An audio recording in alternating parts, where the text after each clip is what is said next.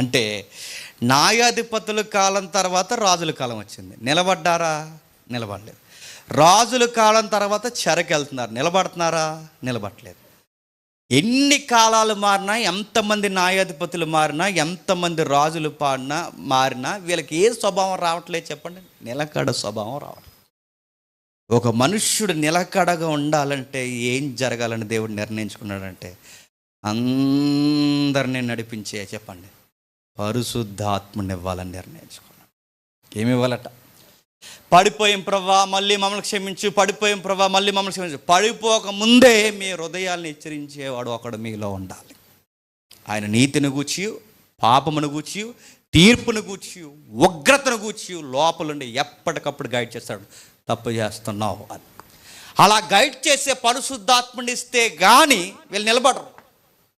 అందుకే ఈ యెషయా గ్రంథం కానీ, యెర్మీయా గ్రంథం కానీ కొన్ని మాటలు మనకు కనబడితే, మీకు బైబిల్ చదివి అలవాటు ఉంటే అలవాటు తెలుసు. ఇదిగో త్వరలోనే మీతో నేను ఒక క్రొత్త నిబంధన చేయబోతున్నాను. ఆ క్రొత్త నిబంధన ఏంటో తెలుసా? పరిశుద్ధాత్మని ద్వారా మీతో నేను సంధి చేసుకుంటాను. ఇంక మీరు మళ్ళీ మళ్ళీ పడిపోవడం, మళ్ళీ ఇంకొక నాయకుడు రావడం, మళ్ళీ మిమ్మల్ని నిలబెట్టడం, మళ్ళీ మీరు దెబ్బలు తినడం, మళ్ళీ చెరకెళ్ళిపోవడం, ఇది కాదు. ఇంకా తప్పు చేసిన వెంటనే పశ్చాత్తాపడాలి. పడకముందే తప్పును కూర్చిన భయం రావాలి. ఆ భయం రావాలంటే మీ అందరి మీదకి పరిశుద్ధాత్ముడు రావాలి. దేవుని వాక్యం ఏం చెబుతుంది? ఆయన చిత్తం ఏంటి? మన ఇష్టాల కొరకు కాదు, ఆయన ఇష్టం కొరకు బ్రతకాలని వాక్యపు వెలుగు మీకు అర్థం కావాలంటే ఆయన మీలో పనిచేయాలి. అందుకే మీకు పరిశుద్ధాత్ముడిని ఇస్తాను, అప్పుడు కానీ మీ భ్రష్ట స్వభావం బయటకు పోతాడు. కీర్తన గ్రంథం రండి. కీర్తన గ్రంథం 104వ అధ్యాయం 104వ కీర్తన 104వ కీర్తన 29వ వచనం.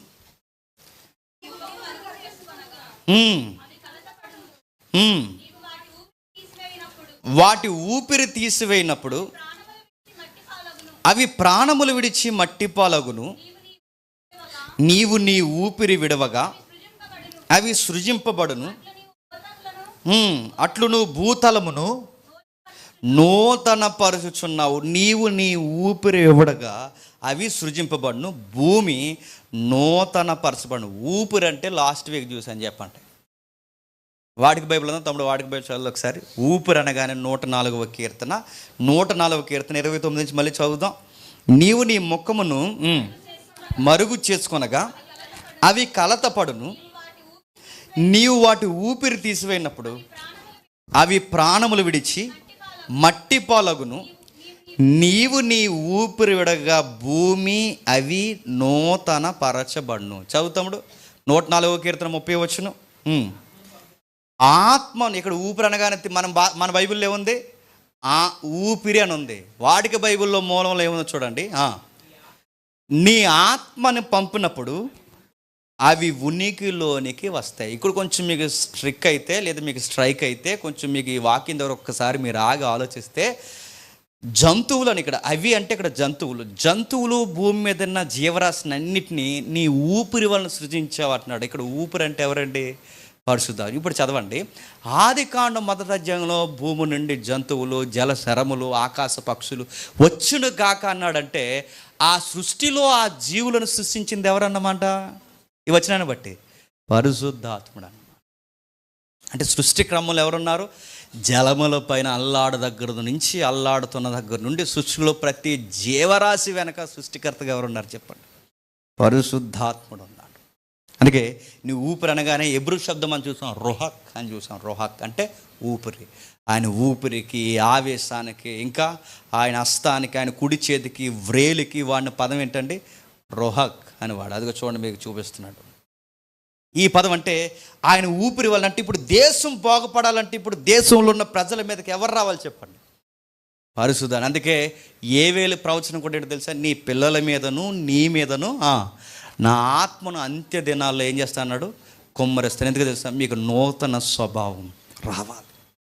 మీకు నూతన స్వభావం రావాలి. అంత్య దినాల్లో మీ పిల్లల మీద, దేశం మీద, ఇదిగో దూర ప్రజల మీద కూడా ఆత్మను కుమ్మరిస్తా. అంటే ఇక మళ్ళీ పడిపోవడం, మళ్ళీ లేగడం, మళ్ళీ పడిపోవడం, మళ్ళీ లేగడం కాదు. పశ్చాత్తాపాన్ని వెంటనే కలగజేసి ఒక ఆత్మ స్వభావం మీకు ఇస్తాను యేవేలు ప్రవచనం కూడా చెప్పాడు. మనమేమన్నాం? యేవేలు ప్రవచనం తీసుకుని ఇదిగో మన పిల్లల మీద, అందరి మీద ఆత్మను కుమ్మరిస్తా అన్నాడు కదా. అదే ఆత్మ కుమ్మరింపు అంటే అదిగో చూడండి నవ్వుతున్నారు అన్నారు. అని నవ్వుతున్నారు. ఏటర్ అలా నవ్వుతున్నారు ఏంటంటే ఆత్మ వచ్చిందండి. ఆత్మతో నవ్వుతారా? ఉందని అడుగుతున్నా, ఆత్మ వస్తే నవ్వుతారా ఏంటి? అలా కింద పడి దొలుతున్నారు ఏంటంటే ఆత్మ వస్తుంది. ఆత్మ వస్తే దొలుతారా? అసలు అలా లేదు బైబిల్లో. బైబిల్ ఎలా ఉంది చెప్పండి? ఒక నిర్దేశం, ఒక నూతనత్వం, ఒక మనిషి మార్పు తత్వం, ఇవన్నీ కనబడతాయి. పరిశుద్ధాత్ముడు అంటే నిన్ను నీ పిల్లల మీద తరతరాలు చెడిపోయేలే కాదు, స్థిరపడేలా నీ పిల్లలందరి మీద, మీ మీద, మీ వృద్ధుల మీద కూడా పరిశుద్ధాత్ముడిని కుమ్మరిస్తాను. యెషయా దగ్గర నుంచి ఈ డాక్యుమెంట్స్ అన్నీ మనకు చెప్తున్నాయి. మరొక 104వ కీర్తనలో మనకు లింక్ అయి ఉన్నమాట మరొకసారి చూడండి. యోబు గ్రంథం చూడండి. యోబు గ్రంథం 33వ అధ్యాయం. యోబు గ్రంథం 33వ అధ్యాయం 4వ వచనం చూడండి. ముగించుకుందాం. దేవుని ఆత్మ నన్ను సృజించెను, సర్వశక్తుని యొక్క శ్వాసము నాకు జీవమిచ్చను. ఇప్పుడు ఏమనుందండి ఇక్కడ? దేవుని ఆత్మ నన్ను సృజించను అంటే అక్కడ సృష్టిలో ప్రతి జీవిని సృష్టించింది దేవుని ఆత్మే. మనిషి నిర్మాణంలో కూడా ఉన్నది ఎవరు చెప్పండి? దేవుని ఆత్మ. అందుకే వాని నాసికారంధముల్లో జీవవాయువును ఓదగా. మాటలు అర్థమవుతున్నాయి. అంటే సృష్టి నిర్మాణంలో, మనిషి నిర్మాణంలో కూడా కీలక పాత్ర పోషిస్తున్నది ఎవరు? పరిశుద్ధాత్ముడు. మరో వచనం చూడండి. యెహెజ్కేలు గ్రంథం ఎక్కడుందని అడగండి. యెహెజ్కేలు గ్రంథం 37వ అధ్యాయం 9వ వచనం చూడండి. ఎందుకంటే దాంతో పని ఉండదు. అందుకే 37వ అధ్యాయం 9వ వచనం. అప్పుడు ఆయన నరపుత్రుడా, జీవాత్మ వచ్చినట్లు ప్రవశించి ఇట్లనుము, ప్రభువు యెహోవా సెలవిచ్చినదేమనగా, జీవాత్మ నలుదిక్కులకి వచ్చి అతులైన వీరు బ్రతుకున్నట్లు వారి మీద ఊపిరి విడుము. ఏం కనబడుతుందండి? పరిశుద్ధాత్ముడు ఎక్కడుంటే అక్కడ దేశాలు బాగుపడతాయి, సంఘాలు బాగుపడతాయి, వ్యక్తులు బాగుపడతారు. అంతేగాని ఏమవరు చెప్పండి? ఎకిలి నవ్వులు నవ్వరు, కింద పడి దొల్లరు, పదే పదే చెప్పండి లోకంలోకి పోయి స్థిరపడరు. మీకు ఈ కాన్సెప్ట్ అర్థమైందో లేదో నేను ముగిస్తున్నాను. పరిశుద్ధాత్ముడు ఉన్నవారు ఐగుప్తిలో స్థిరపడాలని కోరుకోరు, ఐగుప్తిలో స్థిరపడాలని వారు ఆశపడరు. పరిశుద్ధాత్ముడు ఉన్నవారిని ఏం కోరుకుంటారు తెలుసు? ఐగుప్తిలో స్థిరపడాలనుకోరు, నిత్యత్వంలో స్థిరపడాలనుకుంటారు. పరిశుద్ధాత్ముడు పేరు మీద ఆ యొక్క ఫంక్షన్ హాల్కి వెళ్తున్న వాళ్ళందరూ ఎక్కడ స్థిరపడాలని పరిశుద్ధాత్ముడి పేరు మీద ప్రవచనాలు చెప్పించుకుంటున్నారు?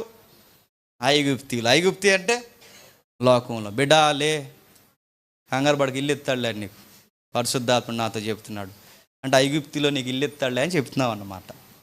అంతే కదండి? మీకు ఈ కాన్సెప్ట్ అర్థమైతే ఐగుప్తులో నీకు ఉద్యోగం ఇస్తాడులే, ఐగుప్తులు నీకు ఇలా చేస్తాడు, ఐగుప్తులు ఇలా చేస్తాడు అంటున్నాను. లోకంలో స్థిరపరచడానికి పరిశుద్ధాత్ముడు ఇచ్చింది, లోకానికి వేరు చేయడానికి పరిశుద్ధాత్ముడు ఇచ్చింది. చెప్పండి. దీన్నే ఎక్లీసియా సంఘం అంటారు. ఎక్లీసియా అంటే లోకానికి వేరుగా పిలువబడిన దాన్ని ఎక్లీసియా అంటారు గ్రీకులు. అంటే సంఘము లోకానికి వేరుగా కూడుకునే సమాజం. ఇదే ఎక్లీసియా చర్చ్ అంటారు. అంటే బయటికి పిలవడం, కాలింగ్ అంటారు దాన్ని. బయటికి పిలిచి స్థిరపడిచిన సంఘం అన్నమాట. అది మన సంఘం. ఈ సంఘంలో ఉన్నవారు ఏం కోరుకుంటారంటే యెషయా మళ్ళీ చెబుతున్నాడు 43వ అధ్యాయంలో. ముగించేసుకుందాం. 43వ అధ్యాయంలో 15వ వచనం చూడండి. 43వ అధ్యాయం 15వ వచనంలో, యెహోవానగు నేను మీకు పరిశుద్ధ దేవుడను, ఇశ్రాయేలు సృష్టికర్తనగు నేను మీకు రాజును చెప్పుకుంటున్నాడు. చూడండి, ఏ సౌలు కాదు, దావీదు కాదు, సొలొమోను కాదు, నేనే మీకు రాజును. సముద్రములో త్రోవ కలగ చేయవాడును, ఒడుగల జనముల మార్గములలో కలగ చేయువాడును,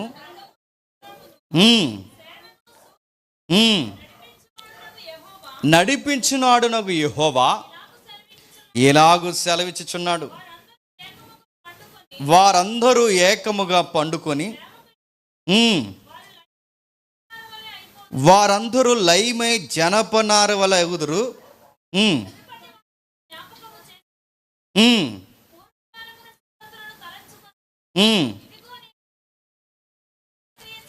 వచనం చెప్పమ్మా. వచనం ఎంతది?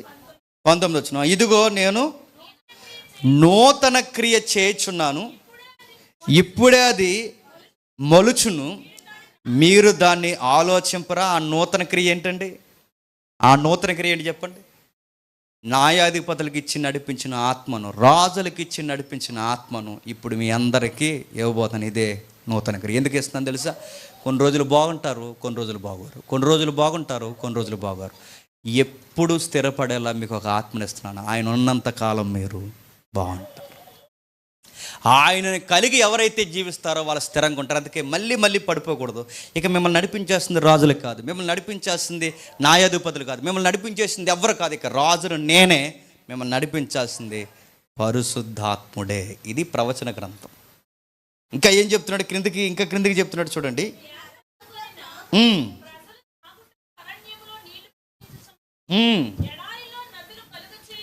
ఎడారిలో నదులు కలుగు చేయుచున్నాను, అడవి జంతువులను, అడవి కుక్కలను, నిప్ప కోళ్ళను నన్ను గణపరచును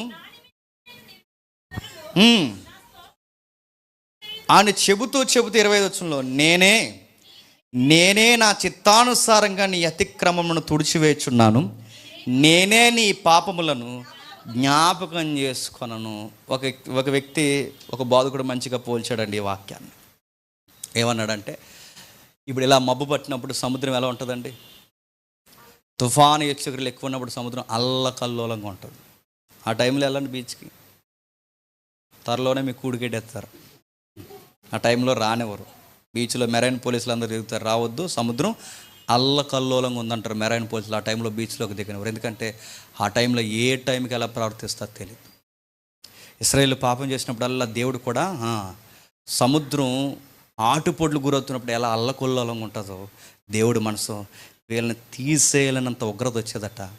ఆ పొంగంతా లేచిన తర్వాత మళ్ళీ ఆయన తన తానే అనిచేసుకునేవాడట. సముద్ర కెరటాన్ని ఎప్పుడైనా గమనించండి. కాళ్ళకు తగిలి వెళ్ళినప్పుడు మీరు గమనించారా? ఈసారి వెళ్ళినప్పుడు గమనించండి.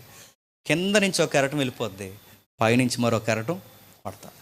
మన కాళ్ళ కింద ఇసుకంతా ఒకసారి తగ్గిపోతుంటుంది, మళ్ళీ పైనుంచి ఒక కెరటం. అంటే కింద నుంచి వెళ్ళే నీరు వేరు, పైనుంచి వచ్చి నీరు వేరు. అది చూస్తే మీకు దేవుని మనసు అర్థం అవ్వాలండి. అదేంటో తెలుసా?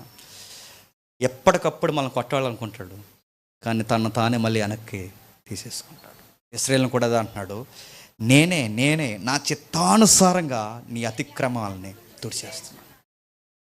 నీ అతిక్రమం ప్రతిసారి నువ్వు ఎప్పుడన్నా నీకు పశ్చాత్తాపడం వచ్చిందా? నీకు రాదు. నీకు కనీసం ఎలా మూలికి నా దగ్గర ప్రార్థన చేయాలి నీకు రాదు. నువ్వు ఎప్పుడు నీ స్వభావం అంతా ఎలా ఉంటుందంటే నువ్వు రైట్ అన్న ఫీలింగ్లో ఉంటావు నువ్వు ఎప్పుడు. అందుకే నువ్వు నన్ను అర్థం చేసుకోవడం కాదు, నేనే నిన్ను అర్థం చేసుకో.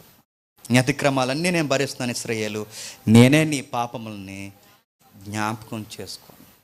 మరి ఏం చేస్తావు ప్రభు అంటే 28వ వచనంలో, కావున నీ ప్రతిష్టలకు నీ ప్రధానులను అపవిత్ర పరిస్థితిని, యాకోబుని శపించితిని, ఇశ్రాయేలును దూషణ పాలు చేసి. ఎందుకంటే నువ్వు మారాలి. మళ్ళీ మిమ్మల్ని హక్కులు చేసుకుంటా అంటే కొట్టేది ఆయనే చెప్పండి, మళ్ళీ కౌగిట్లో తీసుకునేది ఆయనే. ఎందుకు కొట్టే ప్రభు అంటే బాగుపడతాను కొట్టాను. ఎందుకు మళ్ళీ కౌగిట్లో తీసుకున్న ప్రభు అంటే అలా ఏడిచెడి చచ్చిపోతావని కౌగిట్లో తీసుకున్నా. ఆయన ప్రేమ అండి, తల్లి ప్రేమ లాంటిది. కిందికి ఆయనను నా సేవకుడు యాకోబు, నేను ఏర్పరచుకుని ఇశ్రాయేలు, ఇనుము, నిన్ను సృజించిన గర్భములో నిన్ను నిర్మించి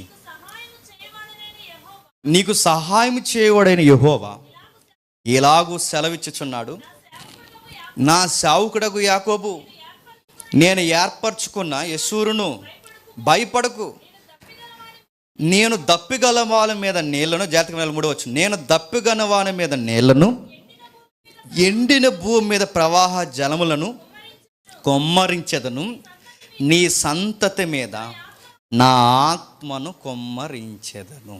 ఆగిపోదాం. ఇంకా ఈ మాటలు మీకు గుర్తు వస్తున్నాయి లేదో? ఏమని మాట్లాడుతున్నారు చూడండి. దప్పిగొని వాని మీద నీళ్లు, ఎండిన భూమి మీద ప్రవాహ జలములను కొమ్మరించదు. ఎండిన భూమి మీద ప్రవాహ జలాలు అంటే ఎవరో తెలుసా? పరిశుద్ధ. దప్పుకోవడం అంటే ఆత్మీయ దాహం. దేవుని కుమారులు ఇశ్రాయేలు, దేవుని కుమారులు ఇశ్రాయేలీలు దప్పుకొని, దేవా మేము అడుగుతున్నాం, మా దాహాన్ని తీర్చంటే అడుగువానికి ధారాళముగా అనుగ్రహిస్తాడట. ఆ దప్పికను ఏం చేస్తాడో చెప్పండి? తీర్చేస్తాడట. నేను ముగించేస్తున్నాను. ఎంతమందికి అర్థమైంది? ఎంతమందికి అర్థమైందో? మీలో ఎవడైనా నన్ను అడిగితే మీ అందరికీ ధారాళంగా అనుగ్రహిస్తా అన్నాడు. దప్పుకొని వారికి దాహం తీయడానికి నిత్య జీవపు నీళ్ళు ఇస్తా అన్నాడు. క్రొత్త నిబంధనలో నీళ్ళు అన్నాడు. ఎవరిని చెప్పండి? పరిశుద్ధ నీళ్ళు అనగానే అందరూ ఏమనుకున్నారంటే యార్దాన్ నది నీళ్ళు అనుకుని ఇజ్రాయెల్ దేశం నుంచి బాటిల్ కొనుక్కుని తెచ్చుకున్నారు ఇంటికి. అంటే పొయిటికి కూడా అర్థం అవుతుందంటే అర్థం అవుతాం. ఎవరో పెద్ద మినిస్ట్రీ వాళ్ళు వెళ్ళారట, వచ్చేటప్పుడు మాకు బాటిల్ తిండి అంటే బాటిల్ మరి ఎంత అవుద్ది అన్నారట. పర్లేదండి తిండి, తాగేసి రోగాలు తగ్గిపోతాయి. ఇంకా రోగాలు ఎక్కువైపోతాయి. మురికి నీళ్ళు, యార్దాన్ నీళ్ళు అంటే. నీళ్ళంటే తెలియదు, భాష అర్థం తెలియదు. ఇక్కడ నీళ్ళంటే ఎవరంటే ఇదిగో పరిశుద్ధాత్ముడు. నీ మీద ఇదిగో ఎండిపోయావు, భూమి ఎండిపోయినట్టు ఎండిపోయావు, దప్పికతో ఉన్నావు, నీ మీద నీళ్ళను కుమ్మరిస్తాను, నీ సంతతి మీద నా ఆత్మను కుమ్మరిస్తాను.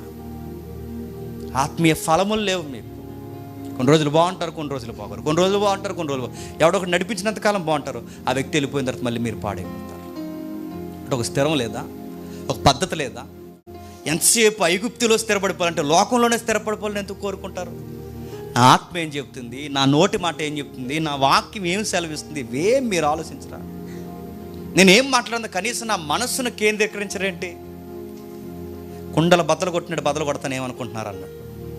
పెంక ముక్కలు కూడా మిగలకుండా పోతే ఏమనుకుంటున్నారు? ద్రాక్ష తోటలు దక్కకుండా పోతే ఏమనుకుంటున్నారు? సుఖం ఎరిగి బాగా దొల్లుతున్నారు మీరు ఏమనుకుంటున్నారు? పైగా నా పేరు చెప్పి నువ్వు ప్రేమించే దేవుడా, మృదువుగా మాట్లాడని మళ్ళీ నా దగ్గరికే, నా ప్రవక్తలకే మీరు సెలవిస్తున్నారు. ఏం అర్థమైంది మీకు అసలు?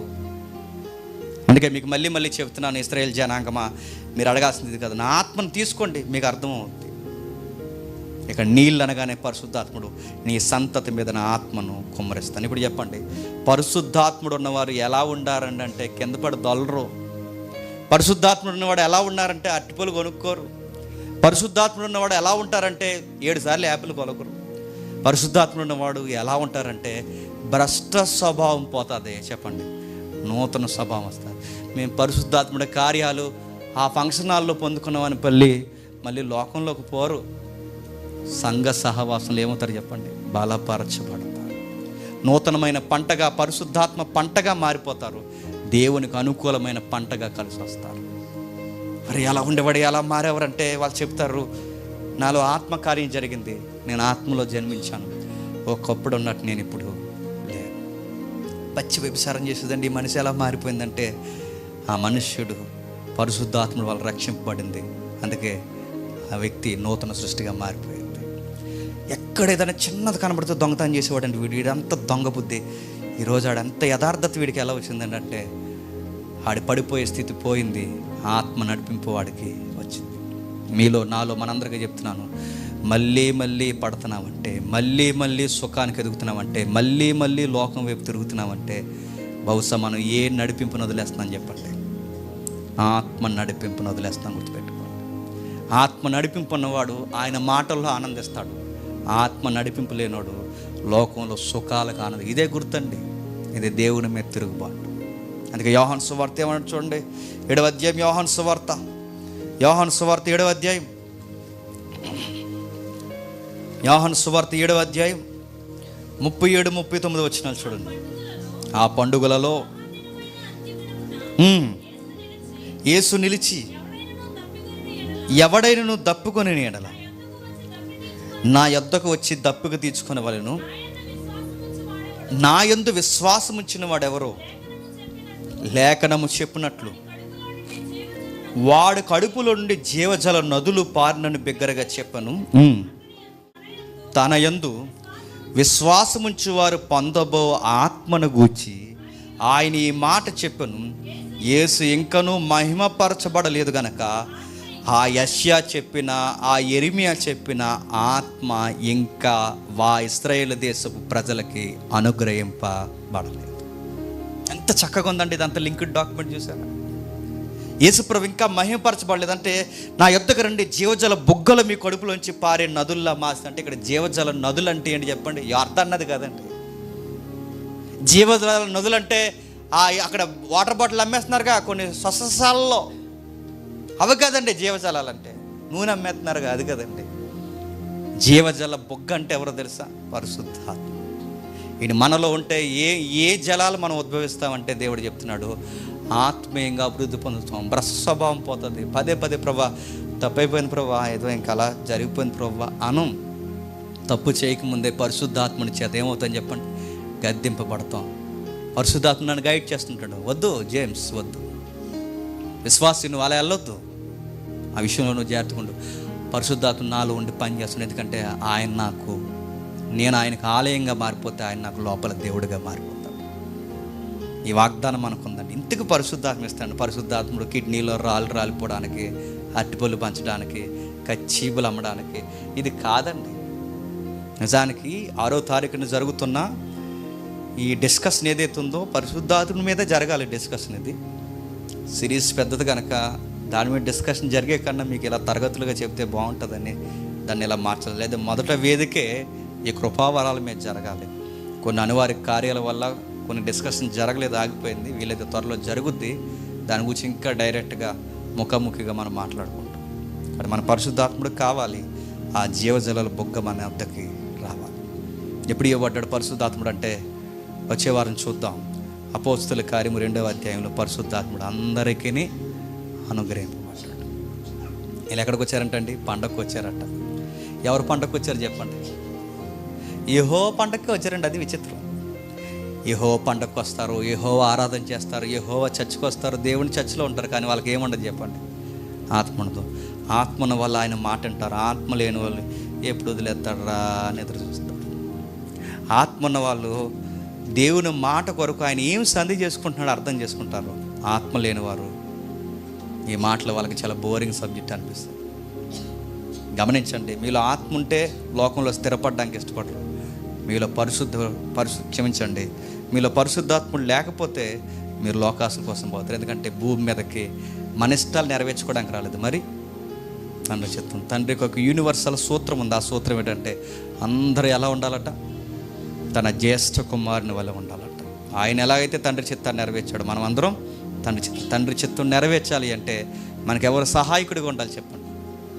ఎందుకంటే మనం అన్ఫిట్, మన వల్ల అవ్వదు, మనకి నెరవేర్చడం మనకి రాదు. ఇక్కడ చర్చిలో మాటిస్తున్నాం, రేపు నుంచి చూడు ప్రభు ఎలా ఉంటుందో అంటాం, మెట్లు దీదులో మర్చిపోతాం. రేపు నుంచి చూడు ప్రభు 30% చెప్పి ఎన్నిసార్లు బైబిల్ చూడు ప్రభు ఈ సంవత్సరానికి ఇరగదీసేస్తాం అన్నాం, ఇరగదీసింది లేదు, జిప్పు తీసింది లేదు, అయిపోయింది. అందుకే మనం నిలబడరు. అందుకే మన మాట మీద మనం నిలబడాలి అంటే, ప్రభు కొరకు మనం బ్రతకాలంటే మనలో ఎవరు ఉండాలి చెప్పండి? పరిశుద్ధాత్ముడు అంటే మనిషిని నూతనత్వంలోకి నడిపించేవాడు తప్ప పరిశుద్ధాత్ముడు అంటే గిలగిల కొట్టేవాడు కాదు, కింద పడేసేవాడు కాదు, రాళ్ళు రాల్చేవాడు కాదు. పరిశుద్ధాత్మ ఇవి కాదు. పరిశుద్ధాత్మ అంటే ఇంకా విలువైన విషయాలు ఉన్నాయి. పరిశుద్ధాత్ముడు ఇక మనుషులు పడిపోకుండా, పదే ఇశ్రాయేలు వలె రాలిపోకుండా ఘనమైన పాత్రలుగా నిలబెడతాడు. ఇది పరిశుద్ధాత్మ. ఈ ఆత్మ మీకు కావాలా? అయితే ఆయన అడగండి. అలాగే కళ్ళు మూసుకోండి. ప్రభురాత్రి కార్యక్రమంలో మనం పాల్గొందాం. మోకాలు లేయగలిగిన వారు మోకాలు లేయండి.